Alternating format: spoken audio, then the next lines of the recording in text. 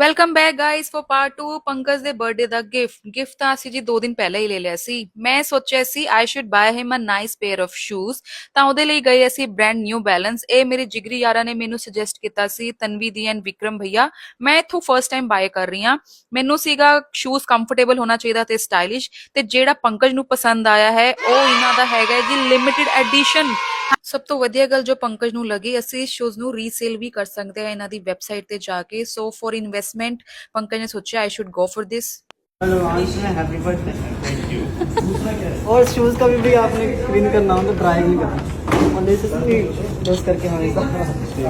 ठीक है, thank you thank. ਹਾਂਜੀ ਹੁਣ ਆ ਗਈ ਮੇਨ ਮੁੱਦੇ ਦੀ ਗੱਲ, ਰਿਟਰਨ ਗਿਫਟ। ਐਵੇਂ ਕਿਵੇਂ ਛੱਡ ਦਾਂਗੇ। ਮੈਂ ਵੀ ਕੀਤੀ ਰੱਜ ਕੇ ਸ਼ਾਪਿੰਗ ਤੇ ਫਿਰ ਮੈਨੂੰ ਮਿਲ ਗਈ ਮੇਰੀ ਮਹਿਲਾ ਮਿੱਤਰ ਸਾਕਸ਼ੀ। ਅਸੀਂ ਗਏ ਕਾਫੀ ਤੇ ਹੋਰ ਕੀਤੀ ਸ਼ਾਪਿੰਗ। ਤੁਹਾਨੂੰ ਪਤਾ ਹੈ ਕਿੱਥੇ ਕੁੜੀਆਂ ਦਾ ਪੇਟ ਭਰਦਾ ਹੈ।